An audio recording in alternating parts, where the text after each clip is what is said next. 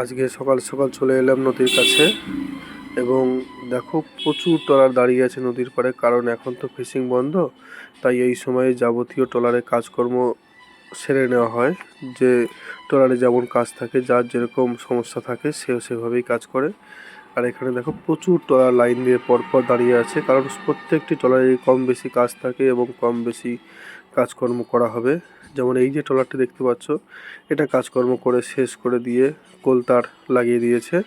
এবারে সব ট্রলারে কোলতার লাগানো থাকে না, কিছু কিছু ট্রলার বা বেশিরভাগ ট্রলার এখন ফাইবার করা হয়ে গেছে। আর এই যে ট্রলারটা দেখো, এই যে সাদা সাদা দেখতে পাচ্ছি, এগুলোকে বলা হয় সামুদ্রিক কাঁকড়। এই কাঁকড়গুলি লেগে যাওয়ার ফলে ট্রলারের কাঠ নষ্ট করে দেয়। আর এই যে দেখো ট্রলারের প্রপেলারে কত পরিমাণে জাল কাছি জড়িয়েছে, এগুলো সবই একদম পরিষ্কার করা হবে। আর এদিকে আরেকটি ট্রলার, এর প্রপেলারেও প্রচুর পরিমাণে জাল কাছি জড়িয়ে আছে, কারণ সমুদ্রে চলার সময় জালের উপর দিয়ে গেলে তখন জাল কাছিগুলো এই প্রপেলারে জড়িয়ে যায় এবং পরবর্তীকালে এগুলোকে আবার পরিষ্কার পরিচ্ছন্ন করতে হয়। এই যে কাঁকড়ও জমেছে এটায়, এই যে জাল কাছি দেখো কি পরিমাণে আটকে আছে। আর এই কাঁকড়গুলিকেও পরিষ্কার করা হয়। আর এদিকে দেখো আরেকটি ট্রলার, এগুলিও সব পরপর কাজ করবে, যার যেরকম সময়ে মিস্ত্রি পেয়েছে সে সেভাবে কাজ করবে। আর এই ট্রলারটি দেখো, এই যে নিচে ব্রাউন কালারের রং করে দিয়েছে, জাহাজে যে রং করা থাকে সেই রঙই করে দেওয়া হয়েছে। আর এইটা হচ্ছে কেবিন ঘর, মানে এখানে ট্রলারের লোকজন থাকে। আর এই যে ব্রাউন কালারের রং করা, আর দূরে দেখো চারিদিকে শুধু ট্রলার আর ট্রলার। আর এদিকে এই ট্রলারটি আমাদের ট্রলারেও কাজ হবে, তাই ট্রলারটিকে মাটি থেকে একটু উঁচুতে করতে হবে কাজ করার সুবিধার্থে। তাই এখানে মিস্ত্রি লেগেছে, জগ লাগিয়ে জগ ঘুরিয়ে ঘুরিয়ে আস্তে আস্তে করে ট্রলারটিকে ওপরে তোলা হবে, তারপরে কাঠের মাধ্যমে রাখা হবে এবং কাজ করার সুবিধা হবে। এই যে দেখো এখানে মিস্ত্রি লেগেছে, জগ কীভাবে ঘোরাচ্ছে, ঘুরিয়ে ঘুরিয়ে আস্তে আস্তে করে ট্রলারটিকে উপরের দিকে তুলে দেবে।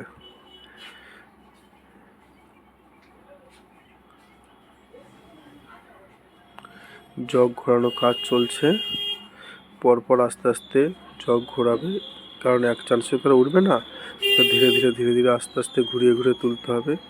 এদিকে 3 জন ঘোরাচ্ছে, ওদিকে 3 জন ঘোরাচ্ছে, মোট 6 জন 6টি জগ ঘুরিয়ে আস্তে আস্তে করে তুলতে হবে, কারণ একটা ট্রলার তো প্রচুর ভারী হয়, একটি জগের কাজ নয় বা দুটি জগেও হবে না। এরকম 6টি জগ একদিকে একবার উঁচু করবে, অপর দিকে আরেকবার উঁচু করবে। এইখানে দেখো এই যে মাটিতে কত গেড়ে আছে, আর এই ট্রলারটা আস্তে আস্তে মাটি ছেড়ে উপরের দিকে উঠে যাবে।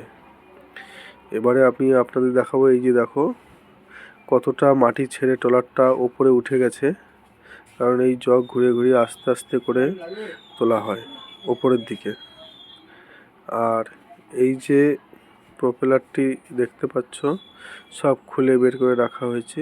আর এদিকে দেখো 3 জন লোক ঘোরাচ্ছে, 2 জন ঘোরাচ্ছে একদিকে আর একজন ঘোরাচ্ছে অন্যদিকে। আর এটি হচ্ছে আমাদের ট্রলারের প্রপেলার। এই যে দেখো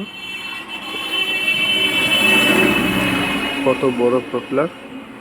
এই প্রপেলার ঘুরিয়েই সব মূলত ট্রলার এক প্রান্ত থেকে অন্য প্রান্তে যায়। আর এদিকে দেখো একজন লোক এখানে কাঠ ঢোকানোর চেষ্টা করছে মাটি সরিয়ে, যেটুকু উঁচু হয়েছে সেটুকু উঁচু হিসাবে ট্রলারের নিচে কাঠ ঢুকিয়ে রাখবে, যাতে ট্রলারটি উঁচু করে রাখা যায়। আর এই যে দেখো আমাদের ট্রলারেও লাল রঙের একটা রং করা আছে, এই রংটি জাহাজে করা হয়। আর এই রংটি করার ফলে কাঁকড় এখানে কম লাগে, সামুদ্রিক যে কাঁকড় এখানে কম লাগে বা কম ধরে, যার ফলে ট্রলার অনেক দিন দীর্ঘস্থায়ী হয়।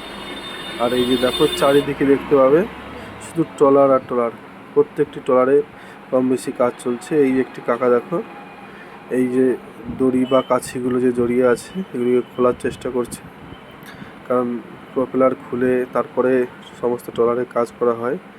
তাই এই প্রপেলার থেকে যে কাছিগুলো জড়িয়ে আছে এগুলি খুব সাবধানতার সঙ্গে কাজ করছে।